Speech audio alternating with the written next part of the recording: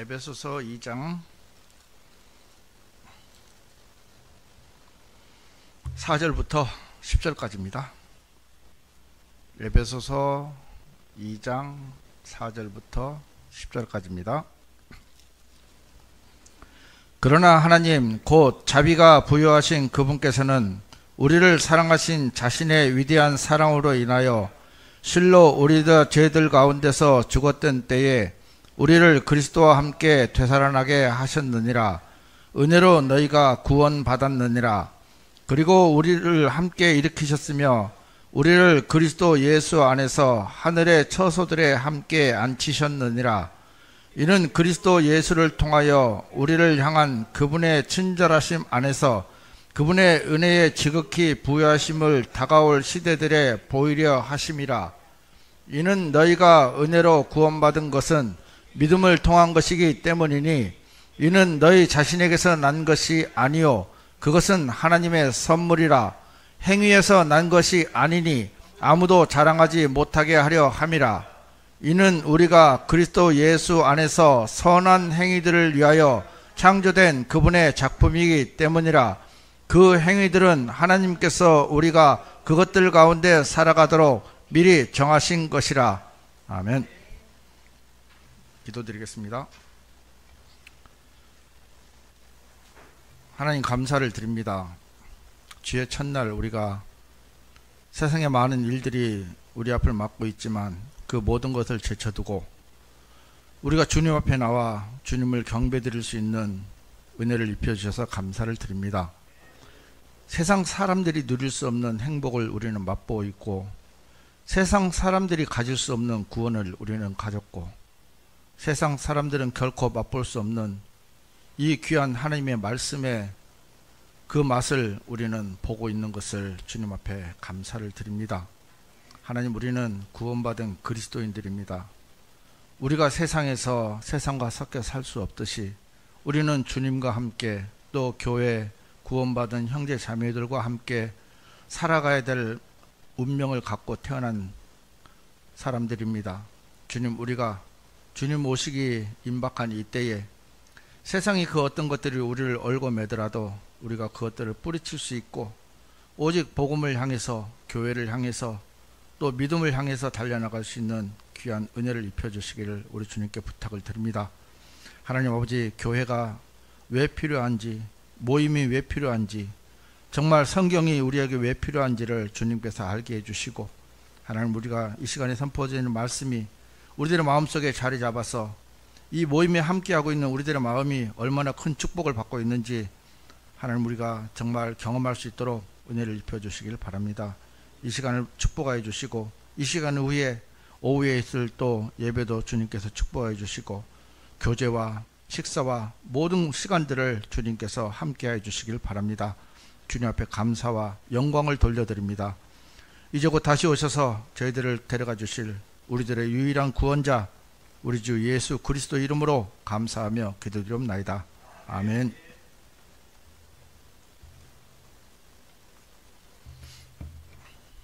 아침에는 좀 쌀쌀한데 지금은 날씨가 참 좋습니다.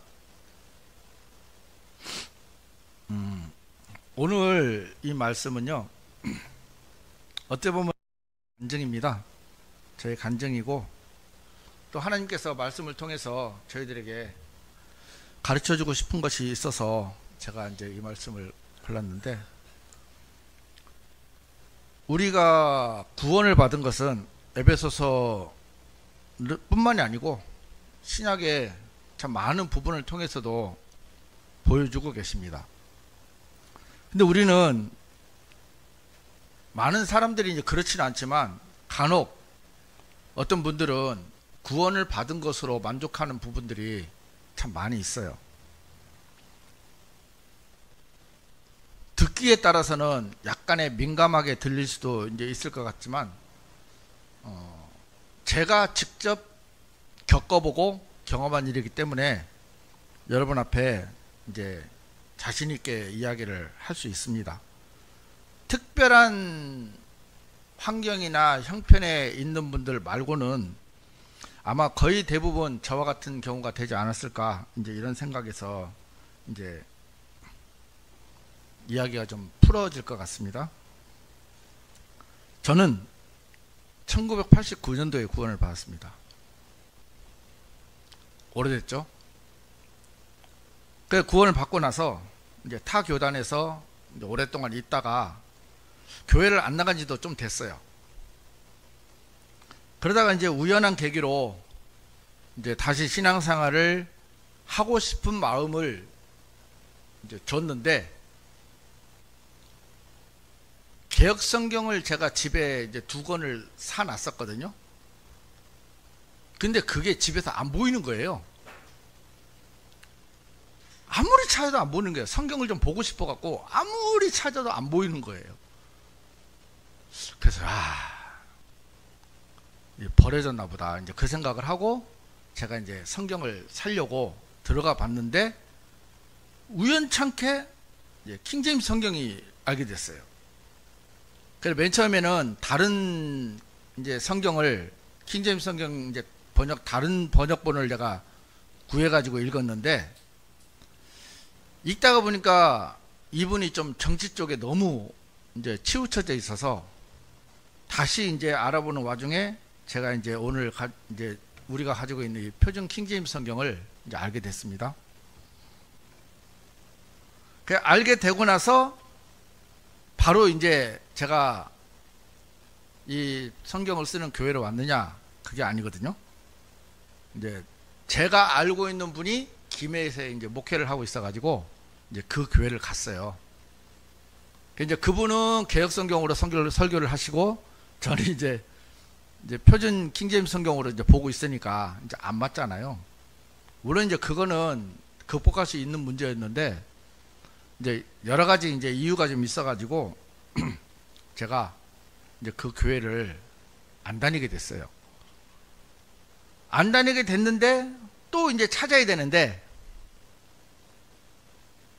그때 이제 스크린 예배를 알게 돼가지고 저희 집에서 이제 갈보리 교회 이제 스크린 예배를 드리게 됐습니다. 대부분 다 집에서 한 번쯤은 예배를 들어보셨을 겁니다. 그러면 제가 하는 얘기가 아주 실감이 날 겁니다. 집에서 예배를 드리면 참 편합니다. 말 안 해도 아시죠? 부담이 없습니다. 힘들면 자세를 바꿔도 됩니다. 급하면 누워도 되고요. 또 자도 아무 문제 없고요. 일찍 일어나서 준비 안 해도 되죠? 여러 가지 좋은 점이 많고, 또 헌금할 필요가 없어요. 물론 헌금을 하면 이제 송금을 하면 되겠지만, 거의 뭐 그 생각까지 하는 분들 많지 않을 겁니다. 저희 집에서 이 교회까지요, 정확하게 75km 자동차 거리로, 저희 아파트 딱 정문 앞에 나와서 역까지 주차장까지 들어오는데 정확하게 75km입니다. 운전하는 시간만 딱 1시간이에요. 그 시간을 다 이제 벌 수 있잖아요. 왔다 갔다 시간, 기름값, 도로비 다 벌 수 있어요. 제가 안 나가도 되니까. 그리고 한 시간 30분 동안, 지금은 여러분들이 꼼짝 말아하고 이제 앉아 계셔야 되지만, 집에서 예배를 드리면 그럴 필요가 없잖아요. 급하면 화장실도 가야 되고 갔다 올 수도 있고, 물론 여기서도 그러셔도 되지만, 어떤 뭐랄까 해야 되나, 감독이라 해야 되나, 누구의 눈치도 볼 것도 없고, 내가 하고 싶은 것을 다 할 수 있고, 그리고 또 아까도 우리가 잠깐 얘기했지만, 가령 예를 들어서 소영재님께서 말씀을 전하는데 저를 이제 겨냥해서 말씀을 하는 것 같아요. 그러면 소영재님 말씀 안 듣고 우리 양인재님 말씀 듣는 거예요. 근데 양인재님 말씀 다만 듣다 보니까 또 저분도 나를 때려? 그럼 또 누구 말씀 들어요? 이효진 형의 말씀 듣는 거예요. 골라 듣는 재미가 있어요. 우리가 TV 채널을 골라보듯이 골라볼 수 있어요. 지금도 인터넷으로 지금 실시간으로 많은 교회가 하고 있지만 여기 했다가 저기 했다가 할 수 있어요. 물론 개중에 여러분들은 한 군데를 이렇게 꾸준하게 하고 계시겠지만 제가 보편적인 예를 드는 거예요. 보편적인 예를. 저부터도 그랬어요. 구태여 내가 이 진주영광 침례교회까지 와서 예배를 드려야 될 이유를 몰랐어요. 그리고 예전의 교회 생활이 저는 쉽지만은 않았거든요. 정말 험한 일 다 하고 온갖 일을 다 했기 때문에 교회 생활이 어떤지 알아요. 또 독립침례교회는 가면 사람이 안 많기 때문에 해야 될 일이 많다는 것도 그냥 몸이 알아요. 몸이. 그렇기 때문에 더더욱 이제 거부를 했는지도 몰라요. 제가 겉으로는 그런 이야기를 안 드렸지만. 그런데 이제 작년 6월 30일입니까? 서울에서 윤 목사님 오신다고, 그때 제가 이제 신학을 하고 있었기 때문에 그래도 선생님이 오시는데 한번 와야 안 되겠습니까 해서 와서 딱 그날만 왔어요. 여기 아마 그날 형제님 저 오신 줄 알았습니까? 근데 교제도 안 했잖아요. 그냥 인사만 드리고, 그때 목사님도 인사만 드리고 윤 목사님하고 잠깐 얘기하고 이제 그러고 말았거든요. 그러니까 그 말은 무슨 말이냐면 내가 교회를 오고 싶은 생각이 없었어요. 그냥 단지 한번 그냥 와본 거예요. 그런데 그것이 이제 사실은 이제 시작이었어요. 그것이. 그리고 나서 이제 또 이제 뜨문뜨문 왔어요. 뜨문뜨문 오다가 이제 매주 오게 되다가 작년 4월 달에 우리 야유회 갔을 때 이제 그 한 가정이 교회를 나가시면서 이제 당장 식사 문제가 있어가지고 이제 그 다음 주부터 제 아내가 이제 식사를 하게 됐고, 그렇게 가다가 이제 8월 달부터 이제 목사님이 가시고 난 다음에 이제 이렇게 됐어요. 제가 결론적인 이야기 같지만 만약에 제가 지금까지 스크린 예배를 계속 드리거나 집에서 가정 예배를 드리고 있었다면 제가 지금 현재 누리고 있는 하나님 앞에 받는 이 복을 받을 수 있었을까? 절대로 없습니다. 개개인적으로 성경의 지식은 늘어날 수도 있고요.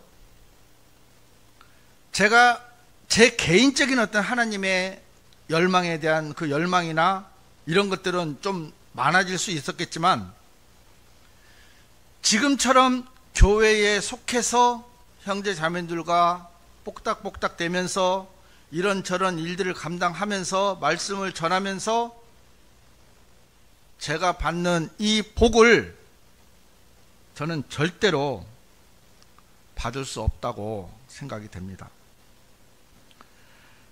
대부분의 사람들은요, 그런 생각을 가지고 있어요. 제가 전에도 한번 그런 얘기를 한 적이 있지만, 적당히. 그러니까 사탄이 우리에게 속삭이는 가장 큰 이 속삭임 중에 하나가 뭐냐면 적당이에요. 튀지 않게 남 하는 만큼만, 앞서 나가지도 못하게 하고 뒤로 처지지도 못하게 하면서 남들 보기에 아, 저 사람은 그래도 신앙생활을 하는구나 라고 하는 정도로만 하기를 사탄은 원하고 있어요. 우리가 구원받은 것은 빼앗을 수가 없거든요. 우리가 구원받은 건 취소가 될 수가 없거든. 그러면 우리가 하나님 앞에 내 마음이 바뀌고 삶이 바뀌고 내 모든 것이 바뀌어서 하나님 앞에 은혜를 입으러 가는, 그거는 안 되는 거예요. 왜? 그로 인해서 다른 생명이 구원을 받거나 형제 자매들이 영향을 받아서 은혜를 입는 부분들이 나타나기 때문에 절대 내 삶이 바뀌는 걸 원치 않아요. 제가 딱 그 예였거든요. 지금처럼만 하자. 내가 하나님을 안 섬기는 것도 아니고 예배 드리잖아.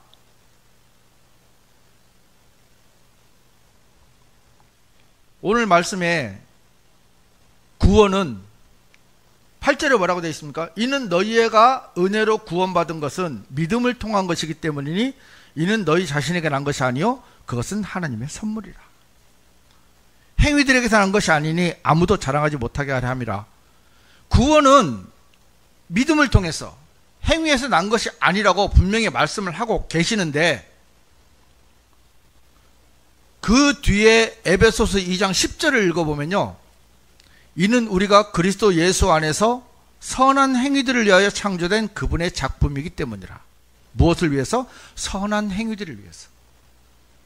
그 행위들은 하나님께서 우리가 그것들 가운데 살아가도록 미리 정하신 것이라 그랬어요. 그러니까 구원을 받은 삶이 있는데 구원만 받고 끝나버리면, 제가 얘기했잖아요. 하나님께서 우리에게 교회 생활이 필요 없다면 구원받은 이후에 바로 그냥 하나님 앞에 들림 받으면 되는데,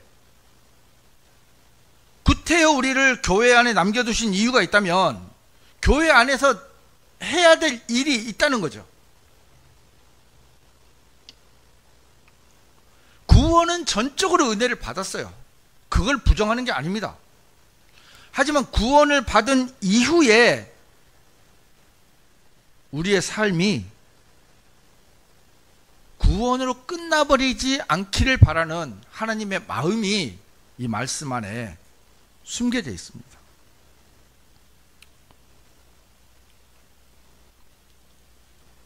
우리가 교회 안에서 순종, 요즘 세상에 참 들어보기 힘든 단어죠. 순종, 영적 성숙, 성화되어가는 과정, 형제 자매를 섬기는 섬김, 교회 참여, 이것이요, 지금은 이 시대에 참 보기 드문 단어들입니다. 여러분, 그리스도의 심판석이라는 단어가 우리 킹제임스 성경에 2번이 나오는데요, 그 두 개의 단어 중에 연관성이 뭐냐면 형제 자매 사랑입니다. 형제 자매 섬김입니다. 형제 자매의 관계에 대해서 심판을 받는다고 문맥상 기록이 되어 있어요. 그러면 형제 자매에 대한 것들이 내가 개인 홀로 예배를 드릴 때는 성립이 되지 않습니다. 우리가 집에 보면은 아이가 혼자 크는 아이하고요, 한 막 좀 심하게 말하면 지금 10명 있는 데도 있더라고요. 우리나라에도 막 11명, 13명도 있더라고요, 자식들이. 거기서 크는 아이들하고 여러분들도 보셔서 알잖아요. 여기는 13명 있는 가정을 한번 보니까 부모가 번호로 부르더라고, 번호로. 1번. 근데 아이들이요, 스스로 딱 자기가 할 일들을 하고, 밑에는 밑에 보고, 밑에는 밑에 보고, 빨래 담당, 뭐 세탁기 담당, 설거지 담당, 아이들이 너나 할 것 없이 골고루 분배가 돼 있어. 그런데 혼자 크는 아이는요, 뭐가 없냐면 4가지가 없어요. 4가지가. 왜? 자기만 있거든. 나만 생각하면 되거든요. 여러분, 우리가 교회에 와서요, 나만 생각할 수 있습니까? 집에서 혼자 있을 때는 나만 생각해도 돼요. 그러나 교회 생활을 하면서 나만 생각할 수는 없는 거거든요.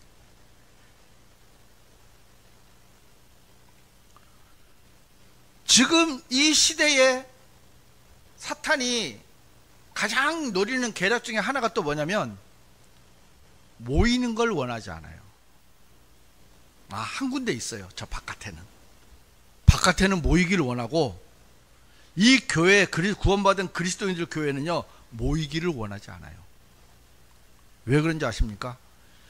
교회가 모이면요, 힘이 생기거든. 권능이 생기거든요. 능력이 생기거든요. 복음이 선포되거든요. 기도하거든요. 말씀이 선포되거든요. 그러다 보면 변화가 일어나고 역사가 일어나거든요. 그래서 히브리서 10장 25절에 이렇게 기록되어 있습니다. 우리가 너무너무 잘 알고 있는 말씀인데, 어떤 이들의 방식처럼 우리 자신들이 함께 집회를 갖는 것을 저버리지 말고 오히려 서로 권면하자. 그런즉 너희가 그날이 다가오는 것을 볼수록 더더욱 그리하자. 여기 보면은 우리 자신들이 함께 집회 갖는 것을 저버리지 말고 하는 말, 이 저버리지 말고라는 뜻이 뭐냐면 그냥 이렇게 버리고 끝내는 게 아니고요, 의도적으로 멀어지고 관계를 끊는 거예요. 의도적으로 멀어지고 관계를 끊는 아주 강한 의미. 그러니까 모이기를 이제 개혁성경에 힘쓰자고 돼 있잖아요. 왜 우리가 모여야만 되냐면, 아까도 얘기한 것처럼 모이면 그리스도인들의 힘이 생기거든. 능력이 생기고 권능이 있고 복음이 선포가 되고 말씀이 선포가 됩니다. 사탄이 가장 싫어하는 것만 골라서 이 모임에서 이루어지고 있거든요. 아까도 말씀드렸지만 어쩔 수 없는 현실에 형편에 있는 분들한테 하는 얘기가 아닙니다. 저처럼 의도적으로 교회가 부담이 돼서 교회 가는 게 부담이 되고 교회 안에 생활하는 게 부담이 돼서 피하는 사람들, 의도적으로 피하는 사람들, 여기 보면 뭐라고 합니까? 저버리는 사람들, 저는 이런 분들께 말씀을 드리고 싶은 거예요. 성경은 우리에게 명령하고 계십니다. 서로 권면하자. 모이기를 힘쓰라. 할 수만 있으면 우리는 모여서 말씀과 기도와 교제를 해야 되는 사람들이거든요. 의도적으로 배척하지 말라는 겁니다. 내가 싫어서 안 하면 안 돼요. 내가 하기 싫다고, 내가 부담된다고 피하는 그런 일은 우리가 하나님 앞에서 없어야 된다는 얘기입니다. 옛날에 어떤 분, 지금 아마 미국 같은 데는 특히 이제 우리나라하고 지형이 안 맞아서 진짜 교회를 가려면 몇백 킬로, 몇천 킬로를 가야 되는 분들도 계신 모양이더라고요. 그분들은 어쩔 수가 없어요. 날마다 비행기 타고 다닐 수는 없잖아요. 하지만 우리나라 같은 경우는요, 아무리 멀리 떨어져도 그러면 우리가 300km를 가야 꼭 예배당에 있는 건 아니거든요. 아무리 멀어도 150km 정도면 웬만한 교회가 다 있어요. 내가 사는 곳이 어느 곳이더라도. 좀 멀면 200km쯤 되겠죠. 그러면 한 달에 한 번이든지 한 달에 두 번이라도 나는 참석해야 된다고 봅니다. 예전에 제가 이런 말을 들었어요. 설교 시간에 다른 분들한테. 저 웃었어요. 뭐라 한지 아십니까? 속에서 내 입장 대봐라. 그게 제 합당한 이유였어요. 내 입장 대봐라. 우리는 하나님의 말씀이 보여져도 어떻게 하든지 변명거리를 찾아내요. 정말 우리는요, 그 변명거리를 찾아내는데 아주 선수예요.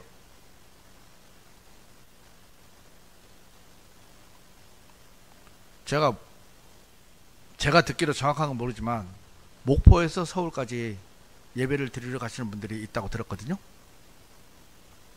목포에서 서울까지는 최하 250km, 300km 정도 됩니다. 물론 매주는 못 가시는 걸로 알고 있어요. 다 그렇게 하라는 건 아닙니다. 하지만 하나님께서 교회를 두신 목적이 분명히 성경 안에 기록되어 있는데 우리는 그 이유를 구태여 마다하고 있어요. 좀 냉정한 얘기를 해볼까요? 이 얘기를 하면 아마 사람들이 저에게 욕을 할지도 모르겠는데 저는 스포츠를 참 좋아합니다. 야구도 좋아하고요, 배구도 좋아하고, 농구도 좋아하고, 하여튼 스포츠를 참 좋아해요. 그럼 스포츠 경기를 제가 TV를 통해서 보는 거는 제가 좋아서 보는 거잖아요. 그거는 TV 시청이잖아요. 좀 냉정히 이야기하면 우리가 스크린 예배나 가정에서 예배를 드리는 그 부분들이 예배에 참여자가 된다는 것보다도 시청자 입장에서 나는 보고 있다고 생각이 됩니다. 제가 그 마음이 들더라고요. 시청자는요, 마음에 안 들면 채널을 바꿀 수 있어요. 하지만 여러분들이 이 예배에 지금 참여하고 계시는 동안 이 예배가 끝날 때까지는 저 형제 말씀 돌려 응? 밑에서 리모컨 돌린다고 제가 없어지는 거 아니잖아요. 참여를 해야 되잖아요. 우리는 예배에 참여자가 돼야지 시청자가 되면 안 됩니다.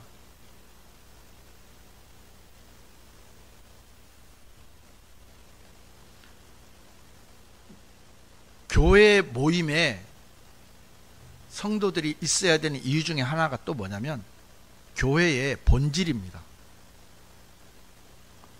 자, 우리는 그리스도의 몸입니다. 물론 영적인 몸에서는 그분들이 속해져 있어요. 저는 이제 지역교회는 하나의 또 그리스도의 몸이라고 봅니다. 근데 그분들이 교회에 속하지 않고 멀리서 예배를 드리면, 이제 소속이 없이 예배를 드리면 이 팔이 떨어진 거나 마찬가지예요. 근데 우리는 떨어진 팔로 기능을 할 수 있다고 하잖아요.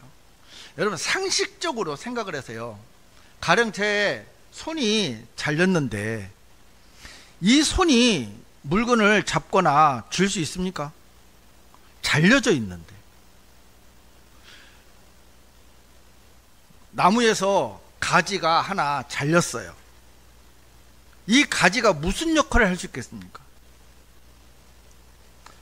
지극히 그냥 상식적으로 생각을 해보자고요.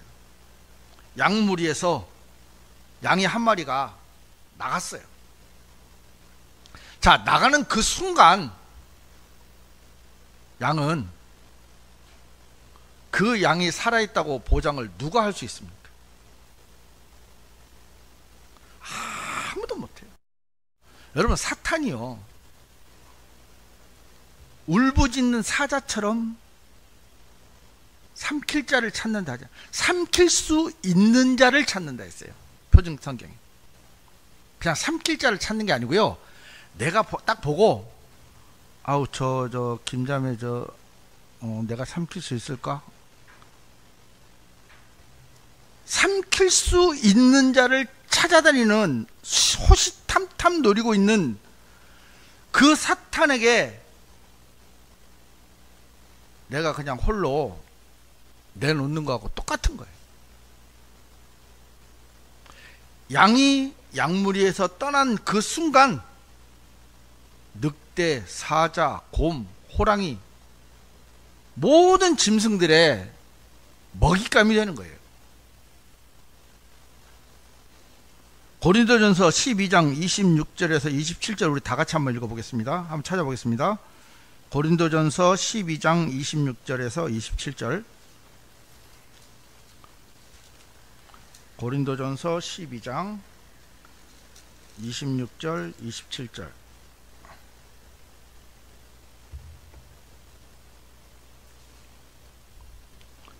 그런즉 하나의 지체가 고통받으면 모든 지체들이 그 지체와 함께 고통받느니라.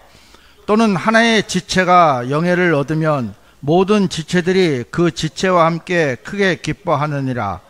이제 너희는 그리스도의 몸이며 개별적으로는 지체들이라.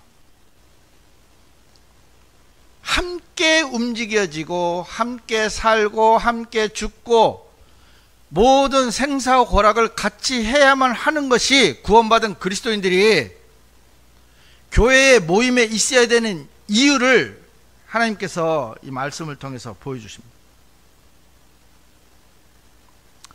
우리가 손가락이 하나 아프잖아요. 그러면 온 몸이 아프잖아요. 손가락 여기만 딱 아픕니까? 우리 자매님 아프니까 온몸이 아프시죠? 너무너무 고통스럽잖아요. 그냥 돌만 빼냈으면 거기만 딱 아프면 멀쩡할 텐데 온 몸이 다 아프잖아요. 연결이 되어 있기 때문에 그래요. 한 지체가 고통을 받으면 다른 지체들도 고통을 받는 것이 정상이고, 한 지체가 하나님의 은혜를 입으면 그 은혜를 함께 기뻐하는 것이 교회의 본질입니다. 지체들이 개별적으로 독립적으로 활동할 수 있는 기능이 없어요. 몸에서 떨어져 나갔는데 어떻게 제 기능을 발휘할 수 있겠습니까? 발휘할 수 있다고 믿는 그 자체가 사탄에게 속는 거예요. 이미 사탄에게 삼켜질 수도 있는 거예요.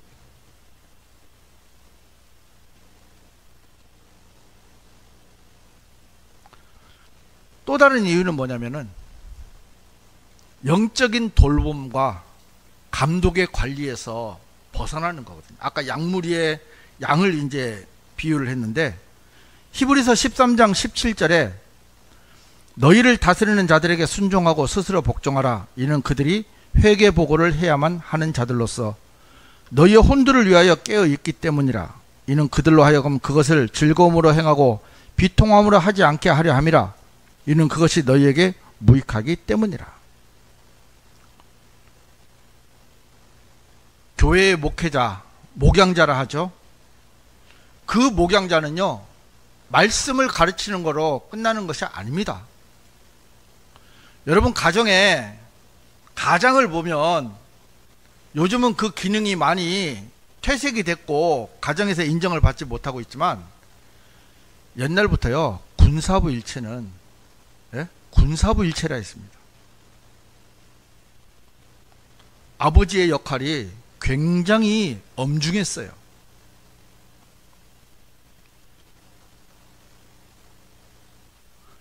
그 가장 밑에서 올바르게 다스림을 받고 가르침을 받는 자식하고, 좀 나쁜 말로 말하면 망나니 같은 아버지 밑에서 자란 아이나 또 그런 가르침을 받지 못하고 있는 자식하고 보면 비교가 되잖아요. 여러분들이 교회 안에서요, 교회의 감독에서 관리에서 벗어나면 스스로 어떤 힘이 없어요. 아까도 말씀드렸잖아요. 교회에서 모이는 것 자체가 힘이라고.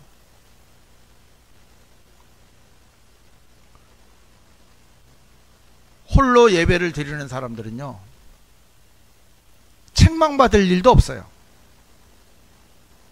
다 걸러버려요. 나에게 해당되지 않는다고 생각을 해요. 하지만 교회 안에 있으면 때로는 권면도 받을 수도 있고 책망도 받을 수 있을 거, 말씀으로 또 여러 가지 삶도 다 돌아보면서 정말 하나님께서 교회 안에 세우신 감독자의 보호를 받는 것이, 여러분 영적으로 눈에 보이지 않지만 영적으로 얼마나 큰 은혜인지 몰라요. 그리고 서로 또 기도하고 있잖아요. 저는 제가 옛날에 성경 중에 참 진짜 좋아하던 말씀이 한 군데 있어요. 사무엘기상 25장 29절에 이제 개역성경에는 뭐라고 했냐면 하나님의 생명싸개 안에 쌓여 있다고 이제 아비가일이 다윗에게 이제 그 한 얘기인데 혹시 기억하십니까? 생명싸개 안에 쌓여 있다고 했는데 우리 킹제임스 성경에 표준 기준에 뭐라고 되어 있냐면 당신의 내 주의 혼이 그러니까 다윗의 혼이 하나님과 함께 생명의 묶음으로 메어져 있다. 그러니까 다윗과 하나님과는 한 운명 공동체가 되어버린 거예요. 자, 구원을 받은 우리도 마찬가지입니다. 나와 하나님과 생명의 묶음으로 묶어져 있어요. 그러면 내 삶이 내 삶과 죽음 모든 것들이 하나님은 죽음이 없잖아요. 그러니까 나는 이 하나님과 떨어질 수가 없는 생명의 묶음으로 묶여져 있는 거예요. 그게 이제 개역성경에 생명 싸개로 쌓여져 있다 했거든. 난 이 표현도 참 좋은데 우리가 교회 안에 있으면 하나님께서 우리를 싸고 묶으셔요. 어떤 사탄의 계략도 또 영적인 방해도 우리가 교회 안에 있으면서 그것을 물리칠 수 있는 힘이 있는 것이지 홀로 이것을 이길 힘은 없습니다. 형제 자매님들끼리만 묶여 있는 게 아니잖아요. 이 교회의 머리는 누구십니까? 예수님. 그러니까 우리는 예수님하고 한 몸으로 교회의 머리는 예수님이라 하셨잖아요. 그러면 내가 교회에 소속된 있는 이상 나는 예수 그리스도와 한 몸이에요. 그러니까 예수 그리스도께서 나를 주관하고 계시고 예수 그리스도께서 나를 지켜주고 계시고 예수 그리스도께서 나를 보호하고 계시고 예수 그리스도께서 내 모든 삶을 같이 동고동락을 하고 있는 이것이 우리가 교회 안에 모여야 될 근본적인 이유입니다. 홀로 예배를 드리는 분들은요, 우리가 이런 거 있잖아요. 형제자매들끼리 많이 이제 있다 보면은 이런저런 얘기 하다 보면 아, 이 형제님은 이런 생각을 하고 계시는구나, 저분은 저런 생각하고, 우리가 이제 어느 정도 그 체크가 되잖아요. 체크를 한다 해서 좀 뭐 안 좋게 들릴지 모르겠지만 어느 정도 알잖아요. 그러면 우리가 때로는 염려가 되면 기도도 할 수 있고 고변도 할 수 있고 교제도 할 수 있고 이런저런 방법이 다 있는데, 홀로 예배를 드리는 분들은 첫째로 신앙을 누구에게도 체크락 하면 좀 뭐하겠지만 확인받을 길도 없어요. 그러니까 내가 생각하는 게 다예요. 내가 생각하는 게. 또 영적인 상태도 몰라요. 책망도 없죠. 그러니까 아무 대비가 없는 무방비 상태라는 것이 정말 이게 얼마나 무서운지 모릅니다. 잠언 27장 17절에 이런 말씀이 있습니다. 철이 철을 예리하게 하나니 이처럼 사람이 자기 친구의 얼굴을 예리하게 하느니라. 교회 안에서 형제 자매들과 부대끼면서 북적북적대면서 이런 일도 있고 저런 일도 있고 또 복음도 전포하고 그러다가 또 박해도 받을 수도 있고 또 뭐 교회 안에 여러 가지 일들로 인해서 막 하면서 철이 철을 예리하게 하는 것처럼 더 말씀도 예리해지고 날카로워지고, 그죠? 여러 가지 일들이 우리에게 얻어지는 게 정말 많고, 또 여기 보면 뭐라고 되어 있습니까? 사람이 자기 친구의 얼굴을 예리하게 하느니라. 서로가 서로에게 권면도 할 수 있고 기도도 해줄 수 있고 교제도 해줄 수 있고 위로도 해줄 수 있고 때로는 책망도 해줄 수 있고, 이것이 교회 안에서 할 수 있는 어마어마하게 많은 우리들에게 내리는 축복이거든요. 갈등도 있을 수 있습니다. 때로는 논쟁도 있을 수도 있겠죠. 하지만 그 모든 것들이 예수 그리스도께서 우리를 다스리시고 이끌어 주시기 때문에 또 그런 부분들이 우리에게 성결되게 구별되는 또 그런 일들도 있거든요.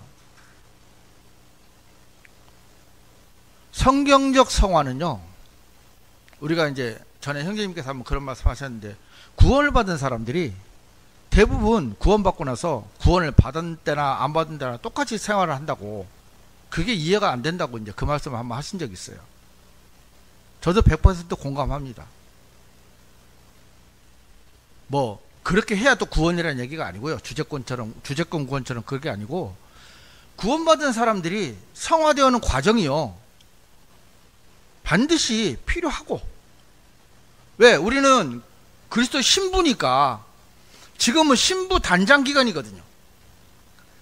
신랑 대신 예수 그리스도를 만나기 전까지 우리는 이곳에서 신부 수업을 받아야 될 사람들이에요. 그런데 나는 내가 알아서 신부 수업 할게, 말씀도 내가 알아서 읽고 내가 알아서 할게. 우리 자식들이 제일 하는 말이라고 그랬죠? 아빠 내가 알아서 할게. 신앙은요, 내가 알아서 할 수 있는 게 없습니다.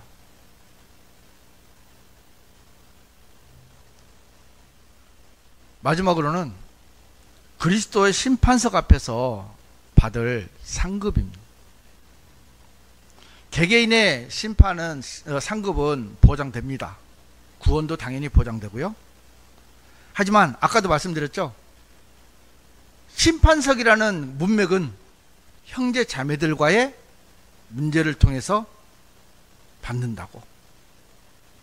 모임과 떨어져서 예배를 드리는 분들은요, 무엇을 경험할 수 없냐면 형제 사랑, 섬김, 교회 봉사, 영적 열매, 희생, 헌신을 경험해 보지 못합니다. 그래서 그걸 통해 주어지는 상급을 받지 못할 수도 있습니다. 물론 받을 수도 있겠죠.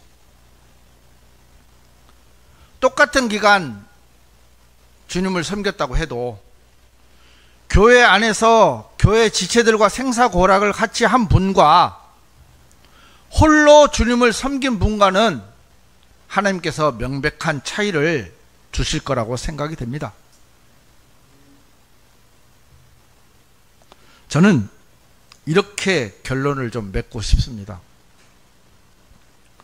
현실에 닥쳐진 문제 때문에 아까도 말씀드렸지만 어쩔 수 없이 온라인 예배나 가정 예배를 드리는 분을 제외하고요, 그 나머지 분들은 주님 앞에 무릎 꿇고 주님께 물어보세요. 정말 하나님 이게 맞습니까? 주님, 제가 어떻게 하면 좋겠습니까? 주님이 제게 합당한 말씀을 해달라고 지금 이 시간에 여러분들은 주님께 한번 물어보시기 바랍니다. 마지막 때에는요, 철저하게 자기 자신만을 사랑하는 시대가 옵니다. 그리고 배교의 시대가 옵니다. 지금이 그 거대한 배교의 물결에 많은 그리스도인들이 휘말려 가고 있습니다. 이 시기에 우리가 교회를 지키고 말씀을 지키고 복음을 선포하고 형제 자매들의 사랑과 섬김과 봉사와 희생 정신을 우리가 이 교회 안에서 배울 수 있고 실행할 수 있다면 그것만큼 주님 보시기에 아름다운 일이 어디 있겠습니까? 제가 어제 어떤 형제님께서 이런 말씀을 하셨는데 제가 참 도전도 됩니다. 한번 말씀드려 볼게요. 이분은 천안에 계십니다. 천안에서 이제 부부가 전도를 하신대요, 매주. 근데 이제 하기 싫을 때도 많고 좀 누워있기도 쉽고 몸도 힘들고 하니까 이제 부담이 되나 봐요. 근데 어느 날 이제 이런 생각을 해보셨대요. 내가 이렇게 딱 누워 있는데 하나님께서 이렇게 이제 보고 계시면서 오늘은 누가 복음을 전하러 가지? 이제 이러고 계신다는 생각이 들었대요. 얘는 누워 있네.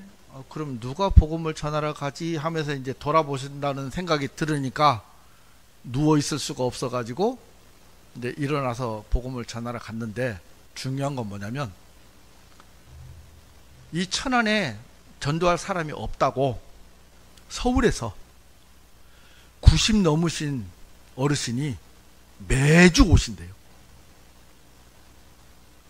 매주 지원하러 오신대요. 그러니까 이분은 더 이상 이제 어떻게 핑계거리가 없는 거예요. 조금 힘들고 안 하고 싶은데도 90 넘으신 분이 그것도 천안까지 오셔가지고 전도를 해 주신다고 하는데 어떻게 내가 안 할 수 있겠냐 하면서 간증을 하시면서, 우리가 복음 선포를 하지 않으면 그 자리에 머물러 있는 것처럼 보이지만 결국은 퇴보하는 삶이다, 이 말씀을 하시더라고요. 우리는 교회 안에서 그냥 예배만 드리라고 여러분들이 얘기했다면 구태여 이곳에 오실 필요 없습니다. 저부터도 마찬가지입니다. 아침 일찍부터 제가 여기 뭐 하려고 오겠습니까? 편안하게 예배 드리면, 스크린 예배 드리면서 먹고 싶은 거 먹고, 얼마나 좋아요. 지금 우리가 현실적으로 겪고 있지만 특히 독립침례교회는 더더욱 힘듭니다. 근데 어떡합니까? 이게 최선인데. 여기보다 더 좋은 교회가 있으면 가셔도 됩니다. 그곳에서 주님 오실 때까지 복음을 섬기면 됩니다. 하지만 저는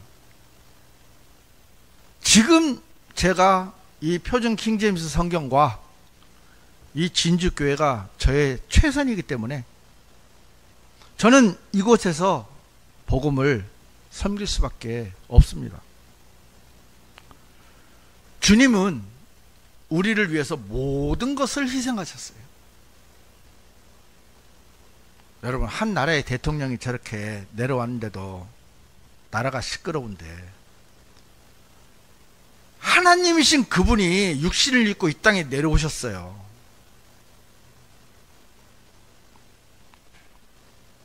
그 로마 병사가 그 채찍질한 거, 채찍이요, 여러분 아시죠? 거기에 막 오만 거 동물뼈 막 유리와 이런 거 꽂혀 있는 거.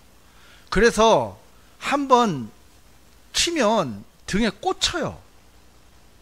그래서 안 빠지면 빼려고 빼면 여기에 고랑처럼 고랑이 생겨요. 그렇게 많은 채찍을 맞으면서도 예수님이 거기서 숨이 안 끊어진 게 신기하다 하더라고요.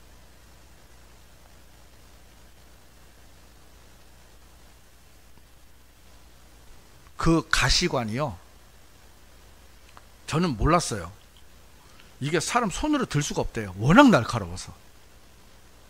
근데 이 가시관을 머리에 그 다른 걸로 집어갖고 이렇게 예수님 머리에 얹히고 그걸 눌러서 씌웠대요. 그럼 막 그 가시가 엄청나게 날카롭대요. 그 가시관을 하다가 또 벗겨지면요, 또 이제 병사들이 벗겨지지 않도록 또 쳤다 하더라고. 그리고 십자가에서 몇 시간 동안이나, 말이 쉽지 여러분, 여기 못이 박히고 가시관 쓰여있고 등짝은 고랑처럼 다 패여있고, 그런 모습으로 우리를 위해서, 아니 저 때문에, 나 때문에 그런 고통을 겪으면서 돌아가셨는데, 우리는 내 삶이 조금 힘들다고, 좀 피곤하다고, 이런 저런 이유를 수십 번, 수백 개를 내놓는데 합당하지 않은 이유는 단 한 가지도 없더라고요.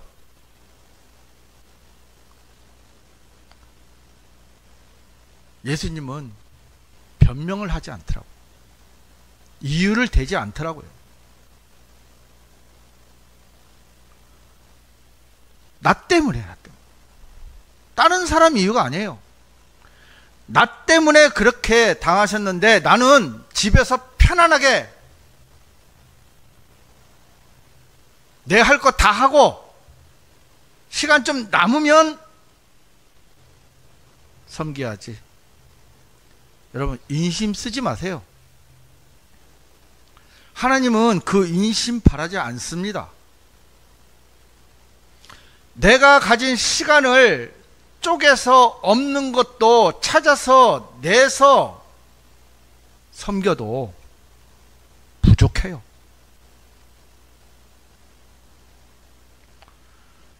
저도 마찬가지지만 여기 계신 분들이 그리스도 심판석 앞에 가서 과연 하나님, 나는 예수님만을 위해 살았습니다 라고 말할 사람이 몇 사람이나 있겠습니까? 우린 더 이상 이유를 대지 않았으면 좋겠어요. 하나님께서 말씀하시면 그대로 한번 가보는 것도 괜찮잖아요.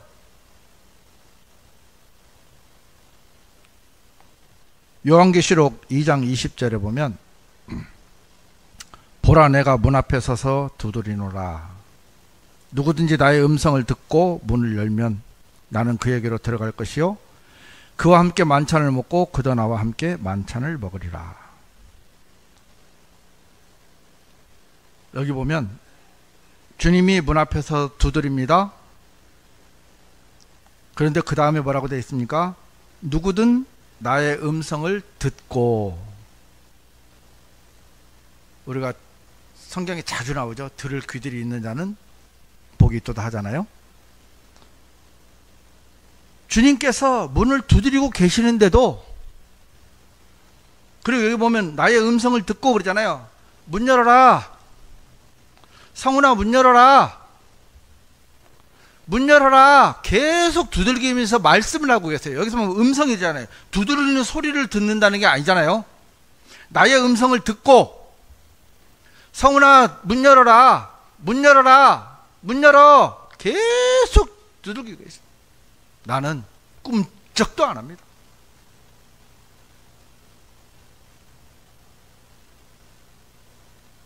왜? 그 음성을 거부할 만한 충분한 이유가 나한테 있거든요.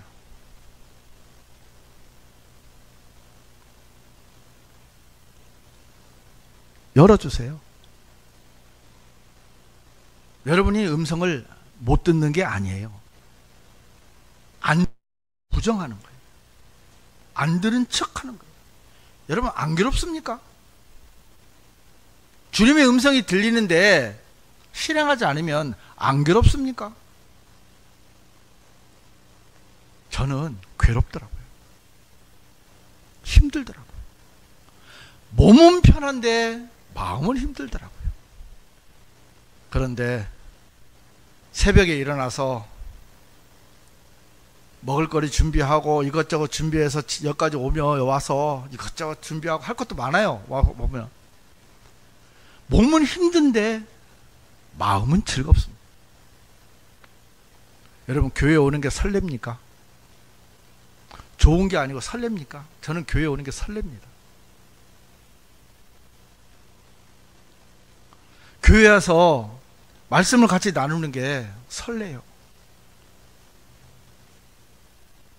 형제님들 말씀, 어떤 말씀을 전할까 설레요. 기대가 돼요. 여러분, 주님의 몸된 교회 안에 오면서 우리를 가장 사랑하시는 분을 만나러 오는데 우리 마음이 마치 형식에 이끌리는 것처럼 매여 있으면 되겠습니까? 주님은 두드리고 계십니다. 성훈아, 문 열어. 나랑 같이 만찬을 먹자. 됐어요. 다음에요. 나 이거 바빠요. 요건 좀 해야 되고요. 이건 이렇고요. 저건 저렇고요. 아이고, 주님이 내 입장 안 돼봐서 그렇지 잘 모릅니다. 주님 결혼 안 해보셨잖아요. 어떤 사람 이런 말도 하더라고요. 주님 결혼 안 해보셨잖아요.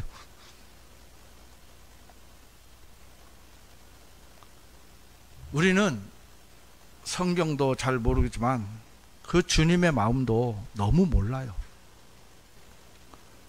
주님은 우리에게 교회를 주셨습니다. 그리고 우리는 이 교회 안에서 주님 오시는 그날까지 이 말씀을 지키고 복음을 선포하고 형제자매를 사랑하는 그 일들을 주셨어요. 제가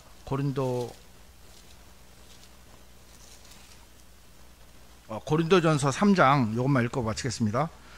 고린도전서 3장 10절,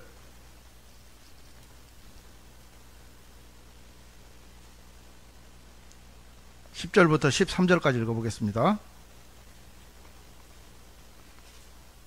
나에게 주어지는 하나님의 은혜에 따라 지혜롭고 숙련된 건축가로서 내가 기초를 놓았더니 다른 이가 그 위에 건축하는도다.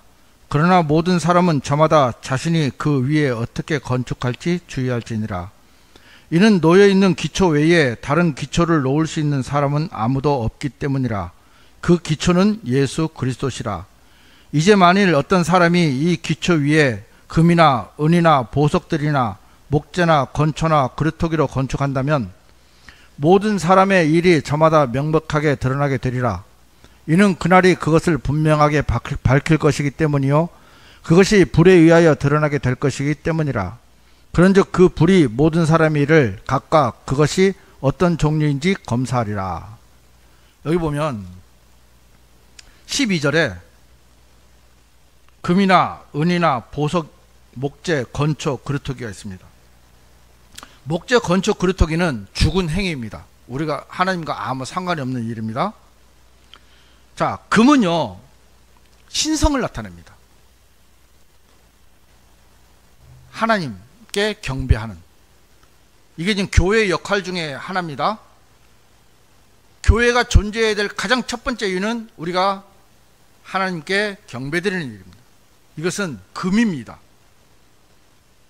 제가 짧게 설명을 해드릴게요. 이거 하려면 1시간 해야 되는데, 두 번째 은은 구속입니다.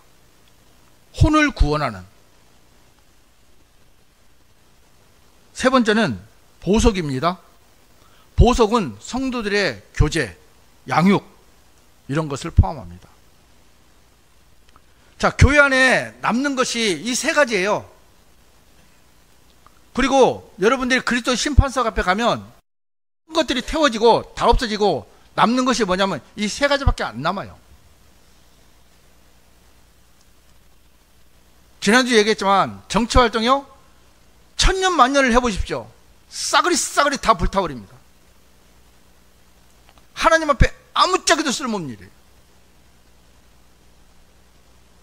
하나님께서 남겨주신 것은 금과 은과 보석 외에는 어떤 것도 그리스도 심판석 앞에서 남아있을 수가 없습니다.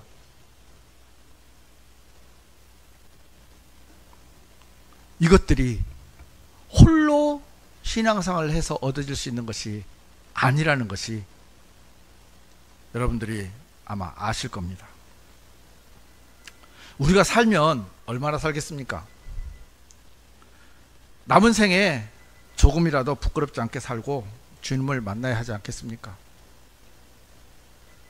말씀을 마치겠습니다. 감사합니다.